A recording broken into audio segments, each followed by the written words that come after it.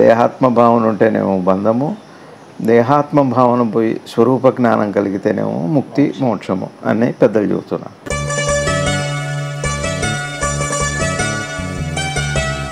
కొంచెం యదృశ్యంతి తద్నశ్యంతి ఒక్క మాటతోనే మొత్తం మనసుకు శాంతి వచ్చేస్తుంది. కనపడేది నశించిపోయేది ఒకటే సూత్రం.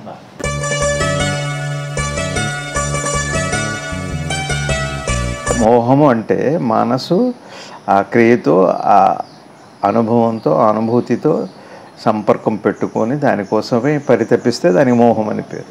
గుర్తుపట్టి దాన్ని వినియోగంలో ఒకటైపోతే అది ప్రేమే. ప్రేమ అంటే సహజ ప్రక్రియ.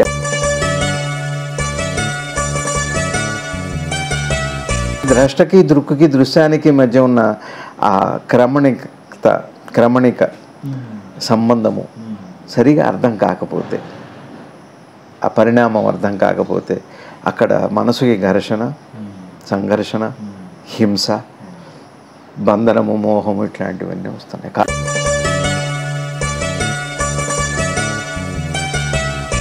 ఇప్పుడు మీరు చెక్కుతున్నారు, ఒక శిల కానీ ఒక చెక్క కానీ వేస్టేజ్ ఉంది, దాన్ని అది అంత వస్తేనే రూపం వస్తుందని తెలిసాక మీరు తరుగుపోయిన దాని గురించి లేకపోతే పైన పోయిన వ్యర్థ పదార్థం గురించి మీకు బాధ ఉండదు. అది వ్యర్థమని మీకు అర్థమవుతుంది. వ్యర్థమని అర్థం అవటమే పరమార్థం తెలియటం.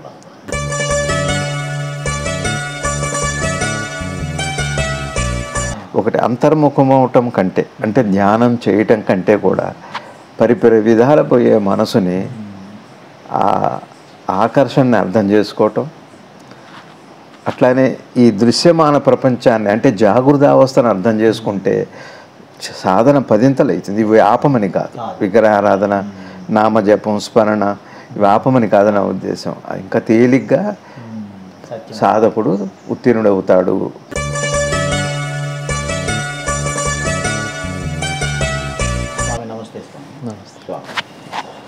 సద్గురు శ్రీ శివానందమూర్తి భగవానుల వారి గీతా ప్రసంగాల్లో 3వ అధ్యాయం 9వ శ్లోకానికి ఇంకా వివరణ ఇస్తున్నారు స్వామి. ఈ మాయాలోకమును సృష్టించి అందులో ఉన్న జీవులలో మాయ రూపంలో ప్రవేశించి మాయామోహాదులచే వాళ్ళు చేసే కర్మలను వాళ్ళ చేతనే ఫలం అనుభవించేలా ఏర్పాట్లన్నీ చేసి భగవంతుడు సాక్షిభూతుడై దూరంగా ఉంటున్నాడు. ఈ సృష్టి క్రమంలో మనం చేసే కర్మలకు కానీ మనం పొందే ఫలాలకు కానీ ఆయన బాధ్యుడు కాడు. ఒక్క ముక్తి విషయంలోనే భగవంతుడు కర్మకృత్ అవుతున్నాడు. మరి ఆరాధనా ఫలం పొందడం ఏమిటన్న విమర్శ ఒకటి వస్తుంది. ఇదంతా మాయాజాలంతో నిర్మితమైన లోపభూయిష్టమైన ఈ ప్రకృతిలో భాగం మాత్రమే. అంతేగాని ప్రకృతికి అతీతమైన ఫలమును కర్మల ద్వారా భగవంతుడి నుండి పొందినవాడు ఎవడూ లేడు. ఇది కర్మ రహస్యం. ఓం శ్రీ శివానంద గురుభ్యో నమః. శ్రీ ఆంజనేయ పరబ్రహ్మణే నమః. ఆత్మబంధువులు, ఆత్మస్వరూపులైన అందరికీ నమస్కారం. ఓం నమో భగవతే శ్రీ శివానందాయ. వసుదేవ సుతం దేవం కంసచారూణమర్దనం దేవకీ పరమానందం కృష్ణం వందే జగద్గురుం. శ్రీకృష్ణ పరమాత్మల వారి పాదపద్మాలకి ప్రణమిల్లుతూ వారిచే అనుగ్రహించబడిన గీతాసారాన్ని సద్గురుదేవులు వివరణ చేస్తున్నారు. మనం దాన్ని విచారణ చేసుకుంటూ అర్థం చేసుకునే ప్రయత్నం చేద్దాం.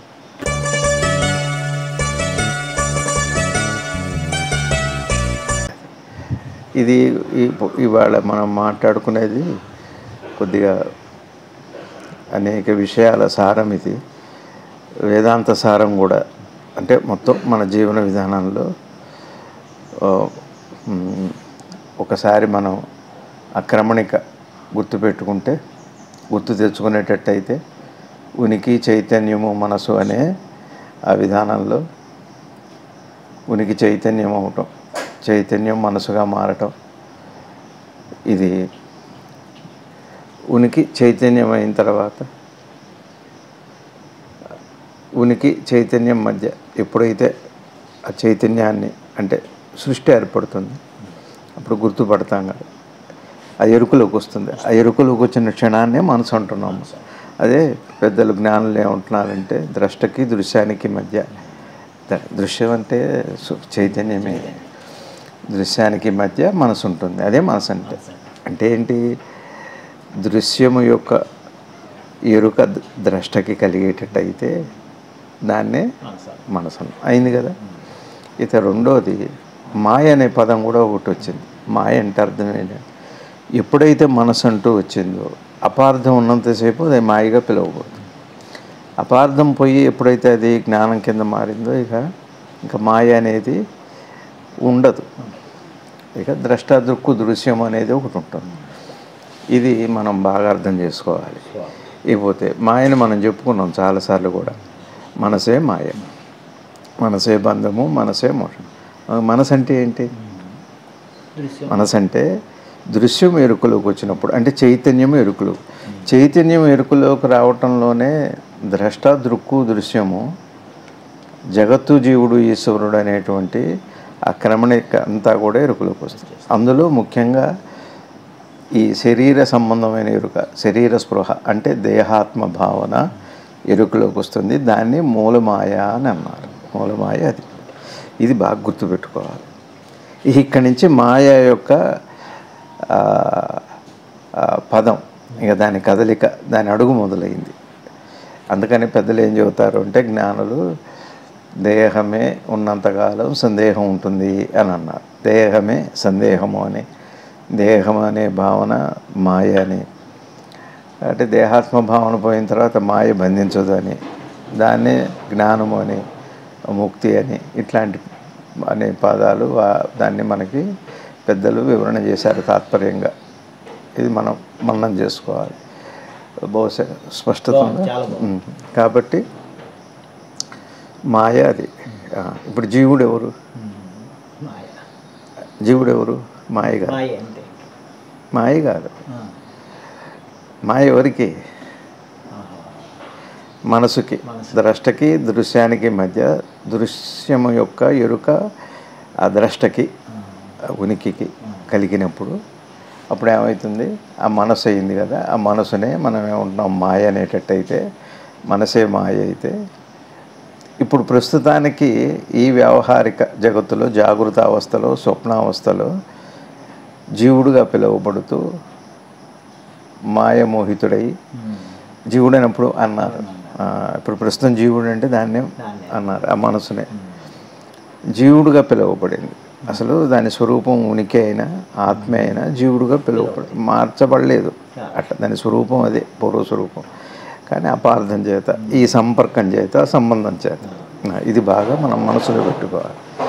ఇకపోతే రెండోది ఏమిటి అంటే, ఎప్పుడైతే ఈ మనసు జీవుడైంది కదా, ఎప్పుడైతే ఈ మనసు వచ్చిందో మాయ అంటే ఏం లేదు. ద్వంద్వ భావము, జీవభావము, ద్వైత భావము, వైరుధ్యము, ఇవన్నీ కూడా మాయ అంటే. మాయ అంటూ కూడా ఏమీ లేదు. ఆ భావం ఏర్పడటం. కాబట్టి ఇందాక ద్రష్ట ఎప్పుడైతే దృశ్యానికి మధ్య,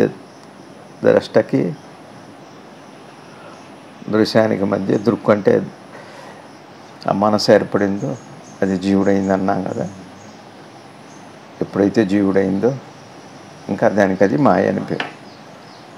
అయితే ఇంక అన్ని కల్పనలు అంటే అందులో దేహాత్మ భావన ముఖ్యమైనది. దేహం నేననే భావన. అది ఏమవుతుంది అంటే స్వరూపాన్ని మర్చిపోయి దేహము నేనే అనుకొని ఇక ఇందులో బంధితం అవుతుంది. ఆ మనసు మన ఏవో మనుష్యానం కారణం బంధం మోక్షం అంటే దేహాత్మ భావన ఉంటేనేమో బంధము, దేహాత్మ భావన పోయి స్వరూప జ్ఞానం కలిగితేనేమో ముక్తి మోక్షము అని పెద్దలు చెబుతున్నారు. ఇవి మన ఎప్పుడు ఏం చదువుకున్నా కూడా ఈ మూల సూత్రాలు మనం మర్చిపోకూడదు. అట్లయితేనే మనం ఒక అడుగు ముందుకు వేస్తాం. ఇకపోతే ఈ మనసు ఎప్పుడైతే తన స్వరూప జ్ఞానం తెలిసిందో, లేదా అది పరమాత్మని అనుకుందో, అయింది కదా, తెలుసుకున్నప్పుడు అది పరమాత్మే. అప్పుడు ఏమైంది? సాక్షి అయింది. లేకపోతే ఏమైంది? బంధితుడైంది. జీవుడు అయినప్పుడు ఏమవుతుంది అంటే తనే కోరుకుంటుంది, తనే చేస్తుంది, తనే కర్మబంధాన్ని చేసుకొని తనే దానికి బద్ధుడై ఈ కర్మ అంతా సాక్షిగా కాదు, జీవుడుగా, మనసుగా, అంటే దేహాత్మక భావన కలిగిన కదలిక కలిగిన మనసుగా, అంటే ఆ శక్తి కదా మనసు అంటే. ఆ శక్తి అట్లా ఉంటేనేమో మాయామోహితుడై తన కర్మకు తనే బద్ధుడవుతున్నాడు. ఒకవేళ జ్ఞానం కలిగితే తానే పరమాత్మగా సాక్షిగా ఈ సమస్త కర్మలకి అంటే ఎప్పుడైతే మనసు ఏర్పడిందో రవి గారు, మనసు ఏర్పడిందో ఆ మనసుగా త్రివిధావస్థలు ఉన్నాయి అనే భావన వస్తుంది. ఎందుకంటే త్రివిధావస్థలు ఉన్నాయి కాబట్టి త్రివిధావస్థలోనేగా అవస్థలు. నిద్ర ఎవరికి? దేహం ఉన్నవాడికి. స్వప్నం ఎవరికి? దేహం ఉన్నవాడికి. జాగృతం ఎవరికి? దేహం ఉన్నవాడికి. ఇదే ఈ భావన అంతా దేనికి? మనసుకి. మనసుకి అంటే మళ్ళీ ఇప్పుడు దేహాత్మ భావన ఉంటే, దేహాత్మ భావన ఉంటే అంటే భావన మాత్రమే ఉంటేనే, దేహం ఉంటే కాదు, దేహం నేననే భావన ఉంటే ఈ స్పష్టత మనకి ప్రతిసారి మనసులో ఇది పెట్టుకొనే మనం అలా కదులుతూ ఉండాలి. ఇప్పుడు మాయలోకం సృష్టించిందంటే అర్థమైందే. ఎప్పుడైతే ద్రష్టకి దృశ్యానికి మధ్య ఒక ఎరుక వచ్చిందో మాయాలోకం అయిపోతుంది. అది మాయ సృజించబడింది. అందులో ఉన్న జీవులు ఇప్పుడు దాన్ని జీవుడు అని పిలుస్తున్నారు. మాయ రూపంలో ప్రవేశించి అంటే మాయ రూపంలో ప్రవేశించడం ఏమీ లేదు, ఆ ప్రక్రియలోనే ఉంది అదంతా. ఆ ప్రక్రియ యొక్క అర్థం అయితే అది ఉండదు, అర్థం కాకపోతే జీవుడయ్యాడు, మాయ అయిపోయింది, ఇక అంత ప్రవేశించి అని అన్నారు. మాయలో ముఖ్యమైనది ఏమిటి అంటే అత్యంత ముఖ్యమైన మాయ మోహం. మోహం ఎందుకు వచ్చింది? ఎందుకు వచ్చింది అంటే ఇది ద్రష్ట దృక్కు దృశ్యం అని మూడు ఉంటే ద్రష్ట దృశ్యానికి భిన్నం అయిపోతాడు. అప్పుడు చూచేవాడు అనేది ఇంకొకటి అయిపోతుంది, మూడు అయిపోతాయి, త్రిపుటి అవుతుంది. అది ద్రష్ట దృక్కు దృశ్యంలో దృక్కు మధ్యలో ఉండి బిందువు అయి ద్రష్ట దృశ్యం అనేది ఒక త్రిపుటి. త్రిపుటిలో దృక్కు ఒకటి, చూచేవాడు ఒకడు, చూడబడేది ఒకటి, పొందబడేదనే వస్తున్నాయి కదా. ఇక త్రిపుటి అంతే, కర్త కర్మ క్రియ అని అయిందా. ఈ మూడు ఎప్పుడైతే వస్తాయో మళ్ళీ చదవండి. మోహితుడు, మోహం గురించి చెబుతాం. ఎప్పుడైతే ఏమైంది అది వేరు అన్నప్పుడు నాకు కావాలి అనిపించిన తర్వాత దానికోసం పదే ఈ భౌతిక జీవనం అంతా అదే. మనసు అటువైపు వెళ్ళటం, దానికోసం మోహం అంటే అర్థం ఏంటి? వదిలిపెట్టి ఉండలేని స్థితి. ఈ దేహాన్ని కానీ లేకపోతే ఈ ప్రపంచాన్ని అంటే మనసు దృశ్య ప్రపంచాన్ని వదలలేని ఆ భావన పేరు మోహం. అంటే ఎందువల్ల అంటే ద్వంద్వభావం వచ్చింది, అది వేరు ఇది వేరు అని. వేరుభావం ఉందా లేదా అంటే మనం మొన్న మాట్లాడుకున్న ద్రష్ట దృక్కు దృశ్యము ఒకటే అని తెలుసుకునేంత వరకు, త్రిపుటి పోయేంత వరకు మోహం తప్పదు. మోహము అంటే అర్థమైందా? ఆకర్షణ. ఇక వదిలిపెట్టి ఉండలేం. భార్యనండి, పిల్లలనండి, వద్దు తప్పు ఉప్పు అని చెప్పట్ల, దాని లక్షణం అంతే. మీకు అర్థమైంది? ఎందుకు ట్రైన్లో పరిచయం అయితేనే వాళ్ళని వదిలిపెట్టి రావాలంటే ఎట్లా, ఆ ట్రైన్ వదిలిపెట్టి రావాలంటే అట్లా ఉంది. ఇది ఈ విధానం అంతా అలానే ఉంది. మోహము అంటే వదిలిపెట్టి ఉండలేం. ప్రేమ అంటే అట్లా కాదు. ప్రేమ అంటే వదిలిపెట్టి ఉండటం ఉండదు, అందులో ఒకటిగా ఉంటుంది. జీవనం అంతా ఒకటి. ప్రేమ అంటే ఏం లేదు. ఇప్పుడు మనం గాలి పీల్చుకుంటాం, వదిలిపెడుతున్నాం కానీ ఈ శ్వాసక్రియ అంతా ప్రేమే. మోహం ఏం లేదు, మోహం ఏం లేదు. దేహం మీద మోహం ఉంటుంది కానీ శ్వాసక్రియ మీద ఏముంది? చాలా యథాలాపంగా వెళ్ళిపోద్ది. ఆ ప్రక్రియ సహజంగా ఉంటుంది. అర్థమవుతుంది లేదు? అట్లా మోహము అంటే మనసు ఆ క్రియతో, ఆ అనుభవంతో, అనుభూతితో సంపర్కం పెట్టుకొని దానికోసమే పరితపిస్తే దానికి మోహం అని పేరు. గుర్తుపట్టి దాన్ని వినియోగంలో ఒకటైపోతే అది ప్రేమే. ప్రేమ అంటే సహజ ప్రక్రియ అని మనం చాలాసార్లు చెప్పుకున్నాం. అది అసలు కర్మ అంటే ఆ కర్మనే యోగం అన్నారు. ప్రేమతో కూడిన కర్మ యోగమైంది, కర్మయోగమైంది. మోహంతో కూడిన కర్మ వియోగము, విషాదము, మోహము ఇత్యాది మాటలు, ఆ పదాలు అక్కడ దానికి ఆపాదించబడ్డాయి. వాళ్ళు చేసే కర్మకు అంటే మనసుకి ఏమైంది? భేదభావం వచ్చింది, వేరు అనుకుంది, కావాలనుకుంది, ఉండాలి అదే అనుకుంది. ఇప్పుడు ఎవరు చేసుకున్నారు? అది మనసే చేసుకుంది. ఇక్కడ ఎలా ఏమిటి అంటే ఇక్కడ ఉన్నదల్లా అపార్థము, అందులో ఉన్న ఆ విషయం ముందు స్పష్టత లేకపోవటమే కదా. అట్లా ఏమవుతుంది? మనమే పెట్టుకొని అందుకని పెద్దలు ఏం చెబుతారు అంటే మంచి ఉదాహరణ చెబుతున్నారు. సాలీడు తను అల్లుకున్న గూళ్ళో తనే చిక్కుకున్నట్టుగా కనపడుతుంది, ఏం చిక్కుకోదుగా కనపడుతుంది. అట్లనే మనసు ఏంటి? తనే పెట్టుకుంటుంది, ఇప్పుడు చూడండి, తప్పులు చేస్తాం, తప్పులు చేసి మోసం చేస్తాం, మోసం చేసి శిక్ష వచ్చేటప్పటికి బాధపడతాం. ఎవరు చేయమన్నారు? తప్పు చేసి. అందుకనే పెద్దలు ఏం చెప్పారు రవి గారు, ద్రష్టాదృక్కు దృశ్యంలో దృశ్య ప్రపంచాన్ని, అందుకనే సద్గురువుని ఎందుకు ఇప్పుడు మనం మాట్లాడుకుంటూ కుటుంబ పెద్ద, కుటుంబంలో ఒక పెద్ద అంటే ధర్మం తెలిసినవాడు, అట్లనే కుల పెద్ద అంటే సంప్రదాయము దాని విషయాలు తెలిసిన పెద్ద, వాళ్ళకి అవి తెలుసు. ఆ తర్వాత సిద్ధాంతపరంగా సంస్కృతి ఇవి ఇత్యాది పురాణాలు అవి తెలిసిన ధర్మం తెలిసిన వాళ్ళు. అదీ కాక జీవధర్మము, సృష్టి ధర్మము, మనోధర్మము, ఈ 3 తెలిసిన వాడు సద్గురువు. సృష్టి ధర్మము తెలుస్తుంది వారికి, జీవధర్మం తెలుస్తుంది, మనసు ధర్మం తెలుస్తుంది. ఈ 3 తెలిసిన పెద్ద వాళ్ళు సద్గురువు. వాళ్ళందరికీ కావాలి. ఈ మిగిలిన 3 కేటగిరీస్ వాళ్ళకి కావాలి, 3 వర్గాల వాళ్ళకి కావాలి, అన్ని వర్గాల వాళ్ళకి కావాలి, మనసుకే కావాలి ఆ పెద్ద. ఇక చివరికి అక్కడికి పోయాక ఏంటంటే అన్నిటికీ సమాధానం దొరుకుతుంది. వాళ్ళు మనసు చూసి చెబుతారు, జీవధర్మం చూస్తారు, సృష్టి ధర్మం అన్నీ అంటే వాళ్ళకి ఒక సంపూర్ణమైన జ్ఞానం కలిగి ఉంటుంది. అంటే తను తాను తెలుసుకున్నవాడు వాళ్ళు సద్గురు. వాళ్ళు చెప్పే బోధ మనకి విశేషమైన శాంతిని కలిగిస్తుంది, మనసుకి ఈ జీవనంలో సుఖాన్ని కలిగిస్తుంది. అది ఇవి కూడా చెప్పుకున్నాం. ఈ విధంగా ఉన్నాయి కదా. కాబట్టి ఇప్పుడు మనకేంటి ఏమైంది, సృష్టి ధర్మం తెలిసి ఉండాలి. సృష్టి ధర్మం అంటే ఏం లేదు, మనసు ఈ ప్రపంచంలో ఎలా ఉంటే దుఃఖపడుతుంది, ఎలా ఉంటే మనసుకు సుఖం కలుగుతుంది, ధర్మవంతం పోని అది తెలిసి ఉంటే. ఏం దృశ్య ప్రపంచ ధర్మం ఏంటి, మీకు కనపడుతుంది. ఇప్పుడు మెలకు వచ్చాక మనకి తెలుస్తుంది, తెలిసిన తర్వాత నిద్ర పట్టాక తెలియదు, తెలియటం తెలియకపోవటం.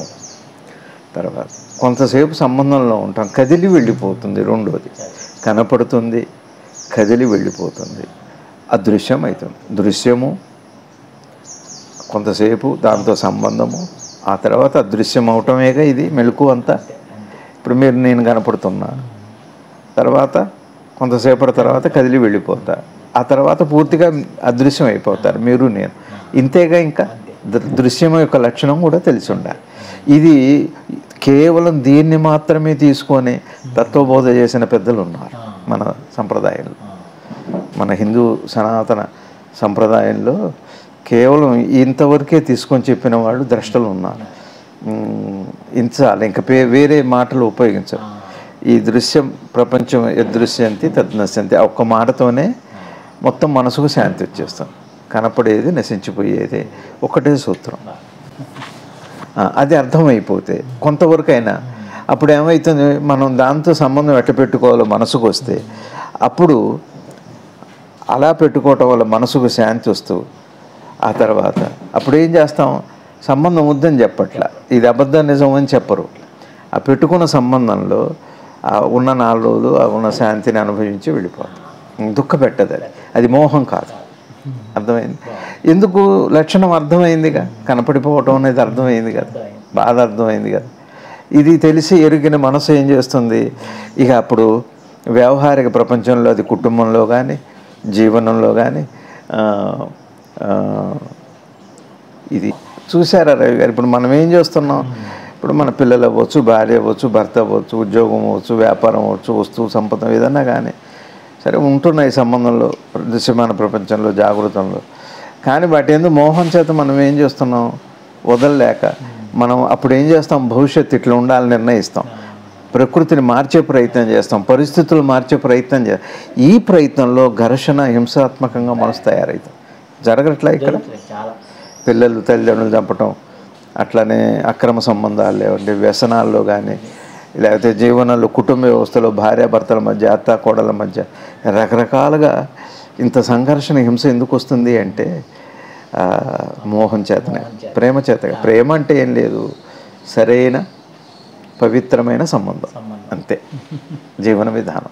ఇప్పుడు మీకు అర్థం కాలేరు ఇక, ఆడపిల్లలు, మగపిల్లలు, పిల్లలు, పిల్లలు, నేను పిల్లలు, నా కుటుంబం, ఈ ప్రపంచం, అట్లా ప్రతిదీ ఇదంతా దృశ్య ప్రపంచమే. చెప్పాగా, తెలియటం, కొనసాగటం, దృశ్యమానము కొనసాగటపు అదృశ్యమవటం. ఇంత కాకే ఉంది. ద్రష్ట ఇంతసేపే ఉంటాడు. దృశ్యమాన ప్రపంచం ఉన్నంతసేపే ద్రష్ట. దృశ్యమాన ప్రపంచం ఉన్నంతసేపే కోరికుంటేనే దృక్కుంటుంది. కోరికున్నంతసేపే మళ్ళీ ఆ దృక్కు కూడా. కోరికలైతే అటువైపు చూడం మనం. మళ్ళీ దృక్కు అంతవరకే ఉంటుంది. ద్రష్ట దృక్కు దృశ్యంలో దృశ్యం ఉన్నసేపు ద్రష్ట ఉంటాడు, లేదా ద్రష్ట ఉన్నసేపు దృశ్యం ఉంటాడు. దీన్నే జాగృత అవస్థ, స్వప్నావస్థ. దృక్కు కూడా కోరిక ఉన్నంత వరకు, ఆశ ఉన్నంత వరకు, లేకపోతే ఆ దృక్కు అది ఉండదు. ఆ తర్వాత ఏమవుతుంది? ద్రష్ట దృక్కు దృశ్యం మూడు అదృశ్యమై జాగృత స్వప్న సుషిప్తి అనే అవస్థల్లో ఈ సుషిప్తి అనే అవస్థ ఒకటి ఏర్పడి అదే చివరికి జ్ఞానంగా అర్థం చేసుకునే తురీయంగాను సమాధిగాను ఉండేది పెరుగుబడుతూ రకరకాలుగా. ఇదంతా సాధన. ఇదే భగవద్గీత. మీకు అర్థమవుతుంది? అందుకని మనం ఏం చేయాలి? జీవనంలో ఇవి బాగా అర్థం కావాలి. ప్రతిదీ అర్థం కావాలి. నేనేం మారుస్తున్నానా, నేనేం కోరుకుంటున్నాను, ఎందుకు అడ్డు వెళ్తున్నాను, ఇవన్నీ ద్రష్టకి దృక్కుకి దృశ్యానికి మధ్య ఉన్న ఆ క్రమణిక సంబంధము సరిగా అర్థం కాకపోతే, ఆ పరిణామం అర్థం కాకపోతే అక్కడ మనసుకి ఘర్షణ, సంఘర్షణ, హింస, బంధనము, మోహము ఇట్లాంటివన్నీ వస్తున్నాయి. కాదా? కాదా రవి?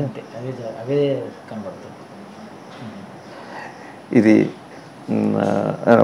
మీతో అందుకనే నేను మీతో కూడా ధ్యానంలో కూడా ఒకటే రవి గారు, మనసు ఇది బాగా అర్థమైతే సహజ జ్ఞానం తెలియటం తెలుస్తుంది. సహజ జ్ఞానం అంటే ఏం లేదు రవి గారు, మనసు మెలకు వచ్చిన తర్వాత దృశ్య ప్రపంచం తెలిసాక, అంటే తేలిగ్గా చెప్పాలంటే తెలియటం మొదలైన తర్వాత మనసుకి మోహపూరితమై దానివైపు పరుగులు పెట్టడమే మనసుకి బాహ్య ప్రవృత్తి. అందుకని ధ్యాన అవసరం ఏర్పడదు. ఒకవేళ మనసుకి ఆ కదలిక అర్థమైతే ఈ దృశ్య ప్రపంచం యొక్క విషయం అర్థమైతే, ఇందాక సూత్రం దాని వైపు వెళ్ళకపోతే బహిర్ముఖం అవటం ఉంది కానీ అంతర్ముఖం అవటం లేదు. ఈ సాధనలో బహిర్ముఖటమే ఉంది, బహిర్ముఖం అవటమే ఉంది మనసుకి. అంతర్ముఖం అవటం అనే ఒక ప్రయాణం లేదు. ఇది తెలియాలి బాగా. ఎంతో సున్నితంగా నిశితంగా చూస్తే అర్థమవుతుంది. నా అనుభవంలో చెబుతున్న మాట ఇది. మనసు ఎందుకనే తేలిక సాధన ఏం లేదు రవి గారు. సాత్వికమైన ఆహారము, మిత ఆహారము, మిత వ్యవహారము, సత్సాంగత్యము పెట్టుకొని మనసుని బయటికి ఎవరికి ఏ మనసు ఇష్టపడి ఎటు వెళుతుందో అటువైపు వెళ్లకుండా మనసుని అర్థం చేసుకుంటే వెళ్లకుండా ఉంటుంది. కానీ నిరోధించడం కాదు, అర్థం చేసుకొని మళ్ళీ ఎట్లా అర్థం చేసుకోవాలి? ప్రపంచంలో ఆ ప్రపంచం దృశ్యమాన ప్రపంచం యొక్క లక్షణాన్ని, గుణాన్ని అర్థం చేసుకుంటే అది పోయేదని తెలిస్తే మీరు అట్లా. తర్వాత విధి విధానం అర్థమైన ఇది ఇంతే. ఇప్పుడు మీరు చెక్కుతున్నారు ఒక శిల కానీ ఒక చెక్క కానీ, వేస్టేజ్ ఉంది, దాన్ని అది అంత వస్తేనే రూపం వస్తుందని తెలిసాక మీరు తరుగుపోయిన దాని గురించి లేకపోతే పైన పోయిన వ్యర్థ పదార్థం గురించి మీకు బాధ ఉండదు. అది వ్యర్థమని మీకు అర్థమవుతుంది. వ్యర్థమని అర్థం అవటమే పరమార్థం తెలియటం. ఇదే సాధన అంతా కూడా మనసు. ఇది నేను చెప్పదలుచుకున్నది ఏమిటి అంటే, నా అనుభవంలో మనసుని ధ్యానం చేయటానికి సరే మనకుండే విధి విధానాలు, పూజలు, జపాలు, ధ్యానాలు చేసుకుంటూ అది అలా చేయనిచ్చి మన మనసు దేని మీద ఇష్టం ఉందో దాన్ని బాగా అర్థం చేసుకోవటం, మనసుని ప్లస్ దృశ్య ప్రపంచాన్ని ఆ సంబంధాన్ని అర్థం చేసుకున్నప్పుడు మనసు అందులో నుంచి అంతర్ముఖం అవ్వదు, దానివైపు వెళ్ళదు, బహిర్ముఖం అవ్వదు. అట్లా అవ్వకపోతే సాధన దానంతట అదే జ్వాలమానయంగా అంతర్ముఖం అయిపోతుంది. దాన్ని అంతర్ముఖం అని వాడదాం ప్రస్తుతాన్ని. ఇది ఒక విధానం. వాళ్ళ చేతనే ఫలం అనిపించు. వాడనేందుకు ఎవరు వాడు? అది ఏం పరమాత్మకి ఏమి ఇష్టం? నువ్వే. ఉనికి ఎప్పుడైతే చైతన్యమైందో, చైతన్యమైన తర్వాత దృశ్య ప్రపంచం అయిందో, ఆ త్రిపుటి వచ్చిందో, అప్పుడు మనసు ఏర్పడిందో, మనసు ఏర్పడేదా వాడన్నాడు. లేకపోతే వాడే వీడు, వీడే వాడు.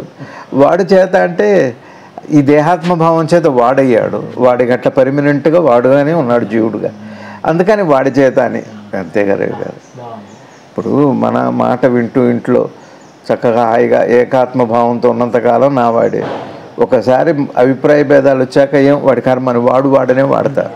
తల్లి అయినా తల్లి కూడా ఒక మోహం పోయాక సత్యం అర్థమయ్యాక ఏమో అజీవుడని వాడతారు. అప్పటిదాకా నా కొడుకు నా వాడు కష్టానికి అన్నిటికీ దుఃఖపడుతూ కేవలం వాడు సుఖమే పడాలనే అపార్థంలో ఉన్న తల్లి కూడా తండ్రి కూడా స్నేహితుడు కూడా ఎప్పుడైతే విషయంలోకి వచ్చిన తర్వాత కొద్దిగా అభిప్రాయ భేదం కంటే కూడా అభిప్రాయ భేదం ఒకటి, సదాభిప్రాయం ఒకటి, సరైన అభిప్రాయం ఒకటి వచ్చిన తర్వాత మాటలో పదంలో ఆలోచనలో వ్యవహారంలో మార్పు వస్తుంది కాదా?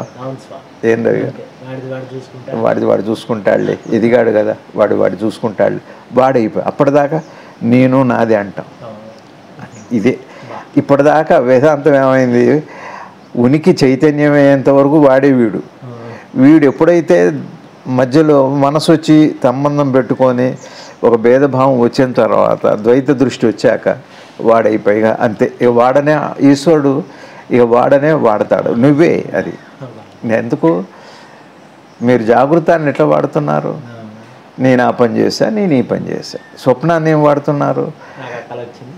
నేను ఆ కళ వచ్చింది, నాకు ఈ కళ వచ్చింది.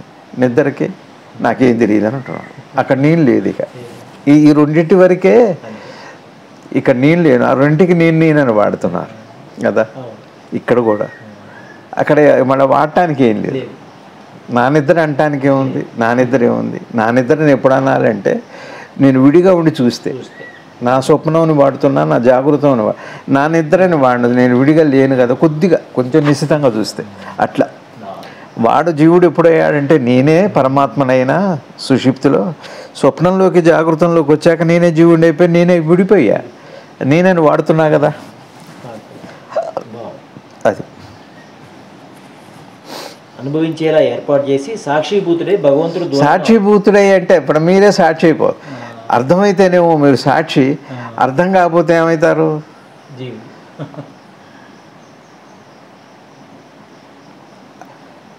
మీరు ద్రష్టగా మారారా సాక్షి అయిపోతారు. మనసుగా మారారా వాది ప్రతివాదిలో ముద్దాయి అవుతాడు, సాక్షి అవుతాడు, లేకపోతే ముద్దాయి అయిపోతాడు. మనసు దేహాత్మ భావంతో ముద్దాయి అవుతాడు, అర్థం చేసుకొని జ్ఞానంతోనేమో సాక్షి అవుతాడు. మళ్ళీ రెండింటికి మధ్య అపార్థం కాక ఇంకేముంది రవి గారు? మీకు అర్థమవుతుందా? అది అందుకే అట్లంగా భగవద్గీత ప్రతి ఇంట్లో వస్తే ధర్మం తెలుస్తుంది. ధర్మం తెలిస్తే కుటుంబ వ్యవస్థ, చిన్నగా సామాజిక వ్యవస్థ, సమాజంతో దేశము, అట్లా పూర్వ భారతదేశం గురుస్థానంలోకి వెళ్తాం. ఎవరు బాధ్యత కాదు, నీ కర్మకు అసలు నువ్వే బాధ్యుడు కాదు అర్థం చేసుకుంటే. ఎందుకు సాక్షిగా? సాక్షి అయినప్పుడు నా కర్మకి దాని చేత జరపబడుతుంది రవి గారు, నేనంటే బాధ్యత అయితే. కరెంటు అందులో ఇప్పుడు చూడండి ఎంత చిత్రంగా ఉంది. ఒక ఫ్రిడ్జ్ ఉంది, ఫ్రిడ్జ్లో గడ్డగట్టి ఇచ్చేది ఒకటి, మామూలుగా చల్లబరిచేది ఒకటి, ఆ తర్వాత ఆ నీళ్ళని బయటికి వదిలేది ఒకటి. అంటే రకరకాలుగా ఒక చోట ఉపయోగం అవుతుంది, ఒక చోట విసర్జిస్తుంది. కరెంటే చేస్తుంది. ఇందులో ఏ పని దానికి ఆపాదిస్తాం? మన శరీరంలో కూడా ప్రాణశక్తి ఆహారం తీసుకొని బలంగానూ తయారవుతుంది, మలాన్ని విడిచిపెట్టి ఆరోగ్యంగానూ తయారవుతుంది. ఒకటి శక్తివంతం అవుతుంది, రెండోది ఆరోగ్యవంతంగానూ తయారవుతుంది. రెండు పనులు చేస్తుంది ఒకేసారి. ఇప్పుడు ఏ పనిని ఆపాదిస్తారు? ఏ సంకల్పాన్ని దానికి ఆపాదిస్తారు? అనారోగ్యం తెచ్చుకుందా ముద్ద అయింది, ఆరోగ్యంగా ఉందా సాక్షి అయింది కాదా? చిన్న మాట అంటే అర్థం చేసుకుంటే అట్లనే. ఎందుకు ముక్తి విషయంలో అంటే నేను అది అని అనుకోవటమే ముక్తి, నేను ఇది కాదు అనుకోవటం ముక్తి, నేను అదే అనుకోవటం ముక్తి. అందుకని అప్పుడు ఉనికిని వాడుకోవాల్సి వస్తుంది. అప్పటిదాకా ఉనికిని సంబంధం పెట్టడానికి వీల్లేదు. యువతలకు వచ్చావు నువ్వు మనసు అయ్యాక నేను సాక్షిని అంటానికి వీల్లేదు, నువ్వు సాక్షి అయ్యాక నువ్వు మనసు కావు. అక్కడ దాన్ని మాత్రమే వాడుకోవాలి ముక్తి విషయంలో. అది సద్గురుదేవులు మనకి వివరణ చేస్తున్నారు. మరి ఆరాధన ఫలం పొందటం అనే విమర్శ అంతేగా. మరి జ్ఞానం సంగతి ఏమిటి, చేయాలా వద్దా? చివరికి అది కూడా మాయ అన్న. ఎప్పుడు మనసుకి జ్ఞానము మాయే, అజ్ఞానం కూడా మాయే. మనసును అర్థమైనప్పుడు మనసుగా జ్ఞానము మాయే దేహాత్మ భావనకి, మనసుగా అజ్ఞానం కూడా మాయే దేహాత్మ భావన చేత. దేహాత్మ భావన లేక జ్ఞానము మాయ, దేహాత్మ భావనతో అజ్ఞానము మాయ అనండి, లేదా ముద్దయ్యనండి, జ్ఞానంతో సాక్షి అనండి, లేదా దేహాత్మ భావన పోగొట్టి అది కూడా మాయ అనండి. అందుకని భగవాన్ ఏమన్నారు, భగవాన్ రమణ మహర్షి మాట గుర్తుపెట్టుకుంటే, ధ్యానం చేయకు సంస్థితమయ్యిండు, నేనున్నానని భావించకు, ఉండటం గురించి భావించకు, ఉన్నావు నీవు. అట్లా చివరికి ఇంకా అది కూడా భావంలో భాగం. భావానికి ఉండటం లేకపోవటం భావంలో భాగమే. మనం ముందు ఏం చేస్తామంటే లేదు అన్న భావం పోవటానికి ఉండటం అనే భావంతో మొదలు పెడతాం, భావం పోయాక లేదు అన్న భావంతో కూడా పని లేదు. అట్లా అంతే. ఇక అది భావన అనమాట. ఇక అక్కడ దాకా భావనే, అక్కడికి ఇక భావన అది కూడా వద్దు. అట్లా ఇది మీకు భగవాన్ గురువుగారు ఏమంటున్నారు, దేహాత్మ భావన పూర్తిగా అర్థమయ్యేంత వరకు జ్ఞానం ఒకటి ఉంటుంది. దేహాత్మ భావన బాగా అర్థమైన తర్వాత జ్ఞాన భావన కూడా భావన దేహాత్మ భావనలోనే అర్థమవుతుంది. అది ఆ మాట. ఇది ప్రకృతిలో. ఈ ప్రకృతి అంటే ప్రకృతి యువతల ఒకసారి ద్రష్టకి దృశ్యానికి మనసు ఏర్పడిన తర్వాత ఇందులో భాగమే ఇదంతా. అది ప్రకృతికి అతీతమైన ఫలము అంటే ఈ విధానంగా కాక, ఈ విధానంగా ఉనికి చైతన్యమై చైతన్యము మనసయ్య అన్న విధానం కాక ఇంకా అంటూ ఇంకా వేరే విధానం లేదు. అది మూల సిద్ధాంతం, ఉపనిషత్తు వాక్యం. ఇది కర్మరహస్యం. భగవంతుని పొందటం అనేది ఇంతవరకే అని సద్గురుదేవులు మనకి వివరణ చేశారు. ఇది ఇంత అద్భుతమైన బోధ. ఇది శ్రీ శివానంద గురుదేవుల పాదపద్మాలకి ప్రణమిలుతూ కృష్ణం ముందే జగద్గురు భారత్ మాతాకు జై.